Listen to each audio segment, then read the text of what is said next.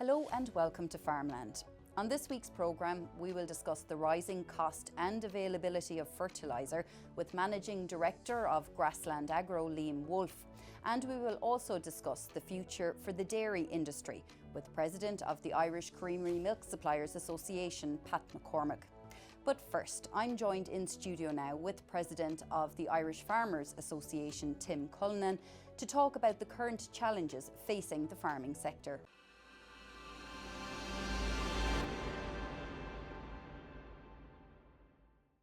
I'm joined now by the President of the Irish Farmers Association in studio, Tim Cullinan. Thank you for joining us, Tim.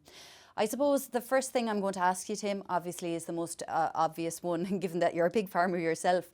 The sector is obviously in trouble at the moment. Pig farmers around the country are really struggling. Obviously the price of pig and the fact that pigs are backing up on farms now. There has been obviously support in the form of €7 million from the Department of Agriculture, which has opened applications now. How severely are pig farmers hurting at the minute? Yeah, I suppose how severe are severely are pig farmers hurting? It's a very good question. I suppose just to say, first of all, I'm involved in the sector myself for over 40 years now, and I've never seen a situation as bad as we have it on the ground at the moment. That's how serious it is. And I suppose to look at it, you're right. You mentioned that the Minister has come forward with a package of €7 million, and we have to put this in context. And I always describe that as a start. But €7 million is not going to do anything to alleviate the pressure that pig farmers or pig producers are going through at the moment. And if we look at it, we were dealing with, as you rightly said as well, that pigs were backing up on farms, and the price they were receiving, just wasn't covering the cost of the feed. And but now the situation has moved on in the last week, since the war started between Russia and the Ukraine. We're looking at markets now, and we're seeing barley and wheat bouncing off of €400 a tonne. So that's an increase of 100% in the cost of feed, and no sector can sustain an increase of that level. And that's where we're at the moment. We're seeing pig meat across Europe beginning to rise, but it has a long ways to go. For a farmer to break even at the moment, we need the price of pig meat to be in excess of at least €2 a kilo. Actually, we'd need to get it up to €2.40 a kilo to get some kind of margin back for farmers. So that's how serious it is on the ground at the moment. What sort of losses is an individual farmer, an average pig farmer in the country suffering at the moment? Yeah, well, let's say prior to the most recent increase in the price of feed, an average pig farmer, 500 to 600 sow pig farmer, was losing up to €50,000 per month. That's how serious the situation was. And if you add another €100 a tonne onto the cost of inputs, obviously that figure completely changes again. And to look at this, we're going to need a number of strands to get some kind of a resolution to this absolute massive crisis that we're dealing with now. And you're right, the government has to re-look at the situation again. We are in the process of putting another proposal to government, and obviously the funding will be far more substantial than the 7 million. But furthermore, pig farmers understand the draw that's on the resources of the state at the moment, and in this proposal, we're willing to look at some type of a loan that the government would facilitate a loan to farmers, and in the long term that there would be a methodology put in place that farmers would pay back that loan. And basically what we're looking for now is a lump sum, a realistic lump sum going to individual farmers to ensure that they can buy feed and continue in their business, and come up with a strategy long term that loan would be repaid to government. So that's one strand. But we have a lot of other actors in the chain. We have retailers, we have primary and secondary processors, and obviously we have our exports, and we have Borbia. So all of those actors in the chain have a serious role to play here as well. And I'm sure you're aware, we have been running campaigns around the retail area for the last number of months now, and we've been highlighting where we are, and we can continue producing pig meat, obviously at the price we're obtaining at the moment. So I've been very clear on this for quite a while now. The price of food, all food, but in this instance we're talking about pig meat here, the price of pig meat has to go up at retail level, and that price increase has to be passed down along the chain back to the processors, who in turn would increase the price paid to farmers. And I'm talking at retail level, we need at least 50 cents, probably 75 cents a kilo at this stage, going back from retailers back to processors to get some type of a margin back to farmers. So that's on in that area. Obviously it's important as well that Borbia are looking at export markets, finding new markets. So California is an area that there is a demand for quality, high quality pig meat, and we have the standards here in Ireland, so that's a market we need to look at. And Mexico was a market was mentioned, was opened by the minister over a year ago now. And look, I accept there was issues around COVID and it was very difficult to get out there, but because of the fact that the restrictions around COVID are lifted, we need to get out into international markets and find more markets for pig meat as well. So look, they're the areas we need to look at. And I suppose I just want to stress again, it's totally unsustainable what we're doing here now. And if those measures are not implemented in the weeks ahead, we're going to see a massive exodus from this sector. And we've seen in agriculture in the past where the example of the beet industry, the beet industry, there was a decision taken, we would go out of producing beet here in Ireland. And if we exit a sector at all, it's almost impossible to revitalise that sector again. So we're at that point here now in the pig sector, and every actor in the chain has to play their part now to ensure the viability of this sector. Moving to another issue now, there seems to be a myriad of issues affecting the agricultural sector at the moment, I suppose, given that it's all about food security and the government and its plan for planting for farmers, all types of farmers all over the country, to participate in planting more crops to try and make us sustainable. How feasible is that when you think about the various different sectors that are involved in agriculture, the various different sectors, the various different sizes of farm, the various locations? How feasible is that? Look, we need to look at this in context, and the report over the weekend that coming out from the minister that every farmer is going to have to grow grain, and as we all know, that's impossible now. That was something that was introduced during World War II back in the 1940s, and agriculture is a complete different system now than it was obviously back in the 40s. Farmers have specialised. We have excellent specialised dairy farmers who only concentrate on producing grass and producing milk. We have specialised pig and poultry farmers that hasn't got the access to land anyway. So what we need here is obviously we need a balance, and we all acknowledge that we're in crisis mode here now. With the war taking place between Russia and Ukraine, a massive loss of grain coming out of there. 30% of the corn that's used to feed animals across Europe comes out of the Ukraine, and if you couple Russia and the Ukraine together, 30% of the grain for the world comes out of there. So obviously, and world stocks of grain were on a balance prior to this incident anyway. So we have a serious situation, and we have to look at every option here in the country. And I think one area we do need to look at obviously is growing more maize, because if in particular for the dairy and the beef finisher sectors, if there was a lot of maize available, well then it would take the pressure off of those cohort of farmers using compound feed or using barley or wheat. That's one area. We have to also look at lower stock farms, that they would be encouraged maybe to grow some of those crops, do a contract with a beef or a beef finisher or a dairy farmer. So that's an area we can look at. We can also look at, again, the lowly stock farms. If farmers were to harvest more silage now in the upcoming season, I think that would be important as well. But the one thing we need to remember here is, you need fertilizer and you need seeds to be able to do those processes. And we are very concerned, obviously, with the availability now of fertilizer and fuel as well. We're going to need fuel. So there's a myriad of issues here now. So we have to ensure, the Minister has to ensure that there is a supply, number one, of fuel to farmers if they're going to plant more crops. And obviously we need the fertilizer. And we've seen already, the other area here is the costs. Like we've been highlighting for months now, the extraordinary costs we've seen in the price of fertilizer, the price of energy, the price of fuel. So it's going to take funding to do this as well. I know the Minister did mention that he will be looking to Europe for funding.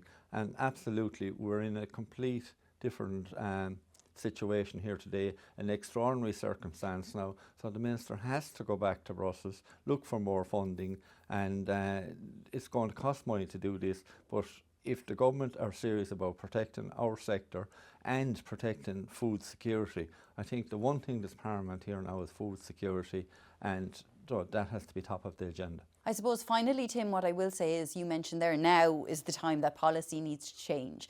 It is now. A lot of the rhetoric and the talk and the narrative that comes from government or from even from sectoral stakeholders is that we will work on things. But it seems that everything is immediate. The need is there currently. And, what supports need to be given to, for example, immediately for, I'll just take, for example, the pig sector, but we also know horticulture is struggling at the moment. The forestry sector has still not resolved a lot of its issues. There seems to be a wide array of areas that need addressing at the moment. And fertiliser bills are coming in this week, they're coming in next week. The contracting bills will start very soon as well. So how can action be taken now? It's a combination, obviously. Do you know what I mean? We're going to, obviously, within certain sectors, within the pig, poultry and the horticulture sectors, clearly we have to get more from the marketplace. So I think that's very straightforward. That's one area. And obviously, in particular with the pig sector, we're going to need more intervention by the government there as well, whether it by way of grants or loans or whatever. It's going to take funding now to get farmers out of the situation they're in, because what's happening is totally outside of farmers' control. It's because of a war in the Ukraine that the price of grain has absolutely increased 100% fall now since this time last year. So no sector could sustain that. So we're going to need government help there. On the other areas of providing extra feed within the country, there's measures that can be done by government. If you take example even with the tillage sector, the 3-crop rule, areas like that needs to be just dropped for this year and reconsider it next year. There's other areas that need to be reconsidered by the government, and obviously there's a cost here. You're right, the bills are coming in for the fertiliser, the bills are going to be coming in for feed as well. So look, the government is going to have to relook at this. So again, it'll be a combination there of funding and changing parts of the legislation temporary at the moment to get the country through this crisis and be able to produce the food. Because if we don't, we could see a food scarcity, and it's not the people here in Ireland or in Europe will be short of food. Obviously it's the people in Africa or wherever, and we'll see more famines. And what's that going to do? Tim Cullinan, thank you very much for joining us on Farmland.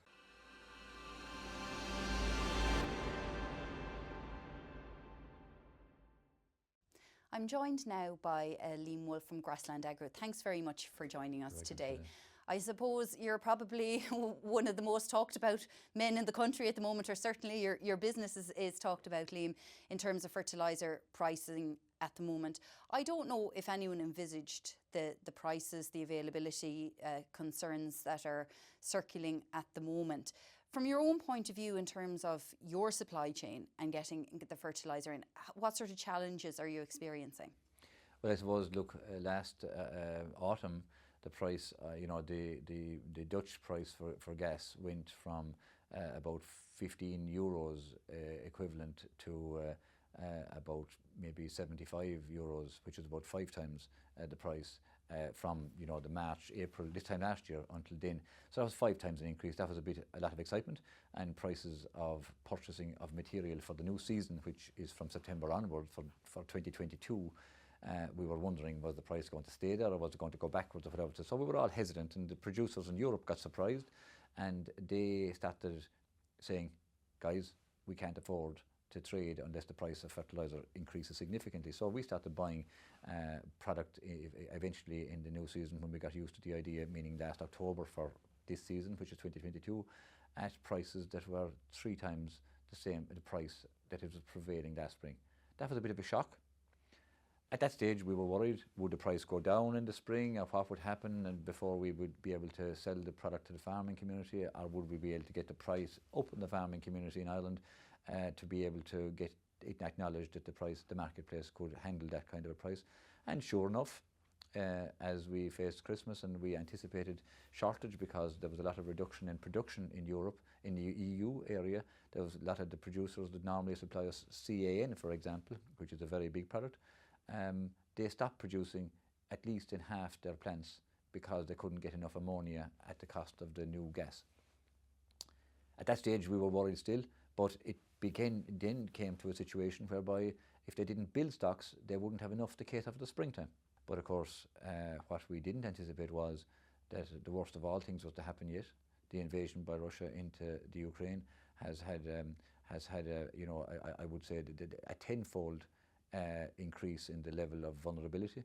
And at this point in time, we've had, not only have we ships coming in very slowly of the product that we want to buy from all over the world, but now there is a market which is Russia and the Ukraine combined, and Belarus included in that, where they represent about 40% of the nitrogen of the world, about 40%, and about 40% also of the potash of the world. And then you have also the P2O5, which is phosphate related. They have a share of about 30%. Now it's very hard at the moment if your sanctions are after coming into place now, since the whole situation has changed. Now we can no longer import product from those countries, and I think Russia also have said today that they're no longer exporting product to our side of the world, which obviously is matterless anyway because the sanctions were going to prevent that. So it's impossible to say today with any degree of certainty what the future holds opposite the availability of product. The only thing I would say is that we have had enough of ships in the portfolio, if they did come in any kind of reasonable order, to be reasonably well able to cope with the market for the next 5 or 6 weeks. But we still have a lot of ships that normally would be in by this time of the year that are on the seas or are committed to us from people that are not involved in sanctions. And if that comes in any kind of time, we won't do too bad until middle of April or maybe a little bit further than that. But I'm worried about the timing of that because farmers need to get active. I'm then moving on to my worries about May. And just talking about the shipments coming in, Liam, is there a concern currently about availability? So sometimes when things are discussed like fertiliser prices and the rising cost of them and so on, it can get exacerbated sometimes with a little bit of added extra rumour about availability, and it can lead to scaremongering, and then some people panic buy. But do you think for the moment the supply is steady enough to ensure that if whoever goes to their local merchant, that they should be able to get what they're looking for? If farmers in turn haven't booked their volume, booked an appropriate level of volume, and they need to be modest. They need to be modest in their expectation. They are in danger of having to wait in the queue a bit because, like for us, we supply the merchants and in turn and the co-ops, and in turn they supply the farmers. So if a farmer hasn't his tonnage booked already with the merchant, the same as if we don't have volume booked from a merchant from us, we can't give them product because we don't have any further discretionary product at the moment. And Liam, over the next couple of weeks and months, obviously we don't know what's going to happen in the world. Everything seems a little uncertain at the moment. What do you feel will be the challenges for the likes of yourselves trying to import fertiliser? Do you think it's going to get worse? Is there anything that can be done to try and protect that supply chain? Well, that is very difficult. Everybody in the Irish industry is trying to think that way, I'm sure, at the moment. I haven't been in contact with my competitors, but I don't need to because all my customers tell me what my competitors are saying, and they tell me what the situation is. But I would say that the supply chain is good because the name of Ireland, and they've always never had a payment problem with any supplier in Ireland paying them for the product. So there's no reputational problem for anybody in the importers in Ireland. I would say that if we do a deal, they will be honoured. Now, the thing about it is the prices are escalating, and the likes of CAN is likely to be $200 more expensive this week than it was last week. 200 euros, sorry, euros. 200 euros. That is exponential increases. Yeah. I mean, can merchants and farmers cannot sustain that if that is going to continue? But at the end of the day, if 100% of the demand is to be satisfied, you can't satisfy it with 60% of the volume available by virtue of the Russian cutting out the Russians. So there are Russian and Russian, Ukrainian, and indeed Belarus. Those three. If you cut out those three out of your network, you're definitely going to have a shortage, and you will not be able to supply the market in any kind of good order. So the objective is obviously to get through the high peak demand in Ireland and to work our way through what's needed there. But the one thing I didn't mention in any comments I had is like the level of working capital here. I mean, it is just frightening, and I would have to say that. That we have a very, the Irish industry has a very honourable thing, because farmers pay merchants and co-ops, and co-ops pay us, and there's a good record of doing that. But like the scale this year of having prices up to 4 times what they were this time last year means your turnover will be up and your margin is the same. It means the same as last year. You're operating on very narrow wafer thin margins in an industry which has an enormous working capital need, and it's going to be, I know milk prices are good, cereal prices are likely to be good, beef prices are good, and obviously, there's pig not doing well, and poultry not doing well, but they wouldn't be big fertilizer activities anyway, but they'd be grain connected. But I would say that those guys are good, but their prices are good for their future harvest. They're not good for it isn't as if they have it in the bank from last year, but they're likely to be in optimistic zone opposite what price they'll get for their output. But tis now the money is needed, and tis now the cash flow is required, and we can't tell our suppliers that the cash flow will be coming in later on in the year. They'll be saying, Liam, show me the money and we'll discuss the matter. And in fairness, we're operating on the basis of that, because that's the only way to operate in commercial world. Show me the money. That's it, exactly. I mean, at the end of the day, you have to pay your suppliers no more than the co-ops or the merchants have to pay ye. So are you finding in the industry, Liam, there's that bit more of a request, I suppose, for credit or for some sort of leeway? Are you seeing that more now than you would have ever previously before? Well, well, so look, for sure we are, but it's, because the very minute, if you have to sell 1,000 tonnes to a person this year, or to a merchant or a co-op this year, versus 1,000 tonnes last year, you're needing 4 times the money. So therefore, it's obvious that we have to make the decision whether we give them the credit or whether they actually go and find the money elsewhere. And I'd have to say it's a balance of the two. And I'd have to say in Grassland's case, I am not aware that we have, at this point in time, but it won't go on forever. At this point in time, we haven't turned anybody away. We found a solution to the current impasse with each customer by customer for now. But the difficulty with it is, as you bank up credit, you buy more material at the same price later, it means you then will have a big problem. You'll have to get paid for the first material a lot earlier than you'd normally get paid. So these are challenges in the journey. But look, anything that's workable within the Irish people, talking to Irish people, with Irish banks and with reliable partners along the chain, and merchants and co-ops, they will get solved. Problems at home can get solved. If we don't have material, we won't have grass. We won't have enough of fertilizer to grow the crops and do other things. That's our biggest challenge now, is to get the mechanics in place to make sure that the various crops and nutrient requirements of farmers is serviced. And I suppose then, in terms of the uncertainty in the world at the moment, obviously Ukraine, Russia has had a major impact on supply chains and on food security. But as you mentioned there, the rising price of fertilizer was happening before Russia and Ukraine became conflicted. So if we were lucky and peace prevailed tomorrow or next week and no longer conflict in Ukraine, would there still be issues though with the price of gas, the price of energy, and would the fertiliser prices continue to rise?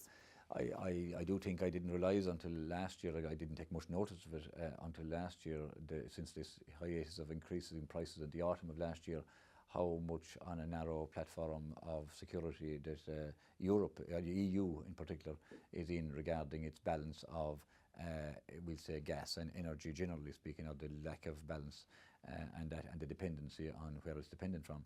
But at the same time, and I think, in parallel with that, we have a sustainability program, which is obviously critical to achieve climate change, in vogue.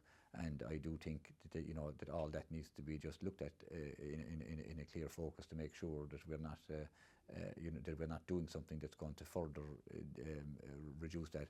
I think that a lot of the progress can be made in sustainability can be made without necessarily doing any great harm to that imbalance. But I do think food security is the biggest vulnerability. Now that we know all about the gas and we know all about the energy security, food security is the one thing we have to do, and that's why I probably would understand why the philosophy of maybe looking at everybody growing a bit more, but that's presupposing they're not doing a good job in what they're doing already. Because in order to grow something else, you have to make sure that you're not actually cutting off some other source of food production that you're in. So I think there's a lot going on, a lot of challenges, and I don't have the solutions to many of them, or any of them maybe, but at the same time I'll work my own furrow as best I can. What would be your final advice then to farmers who are struggling at the minute in terms of what they're planning over the next weeks and months in terms of fertiliser? I'd have to say they should, just nice and gingerly take each week and month as they go by.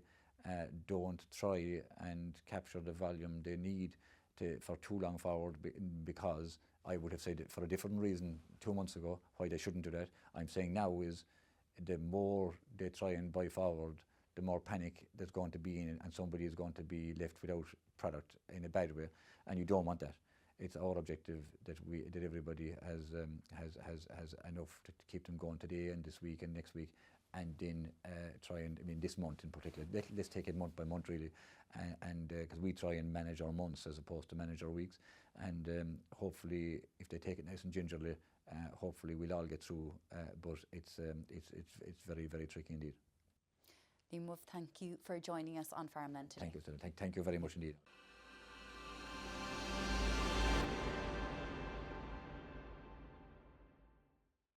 I'm joined now by President of the Irish Creamery Milk Suppliers Association, Pat McCormack.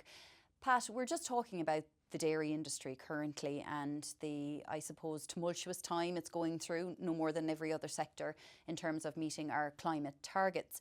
The Food Vision Dairy Group has now been established. We're in mid-March as we are now, and there's a report due by the end of March.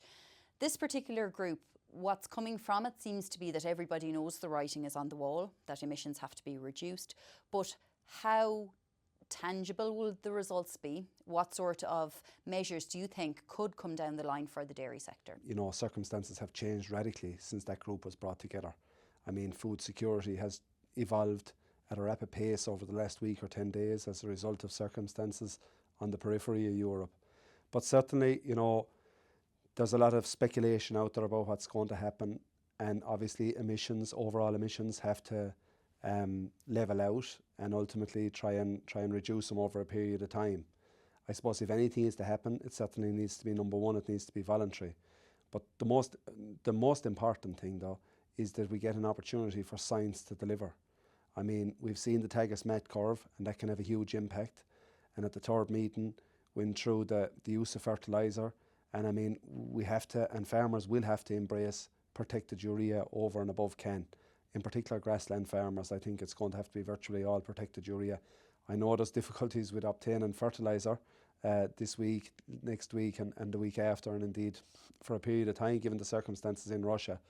But we do need to embrace protected urea. We need to embrace all the sciences that are out there. And as a country, we need to be engaged in the sciences that aren't yet established, because that's critical. Ruminant additives can deliver hugely from a methane perspective. So I'd be confident enough that, over a period of time, the Irish dairy industry is in a sound footing, and that will be proved. And Pat, you mentioned the sciences there. One, for example, is multi-species sward.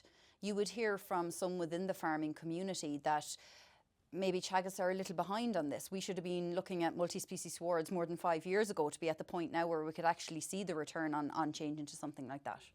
Yeah, look, multi-species swards will suit some farmers. We were in Johnstown Castle, myself and the chairman of the Farm and Rural Affairs Committee, Dennis Drennan, last autumn. And obviously, you know, it has delivered, but there would be certain times of the year where that may be limited. But certainly, I suppose, we are behind the curve from where we should be. And, you know, industry has a part to play in that too. And the availability, going back 12 months, 2 years ago, I was meeting farmers at the various different co-op meetings that we were having around the country. And they'd be giving out about the availability of protected ureas.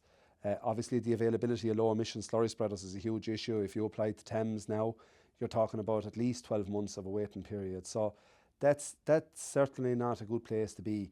We need to be in a position to have all the tools available to farmers so that we can deliver and continue with the level of output we have, and indeed increase in the months and years ahead. Because, you know, from a kg and mill solids perspective, we've reduced our emissions by approximately 20% over the last 5-year period, and we believe we can continue to deliver on that trend.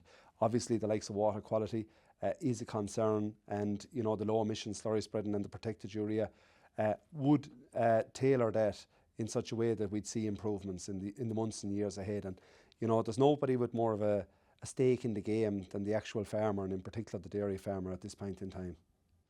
And Pat, how likely are the Food Vision Dairy Group, you know, that has been established to see about the future of the dairy sector, how likely is it that you will be able to increase when we have to meet these emissions targets? Some savings will be made in terms of emissions by bringing in various measurements, but the idea of increasing production at this point seems very distant. Yeah, the idea of increasing production at this point on the back of where the national herd is probably going to be a challenge.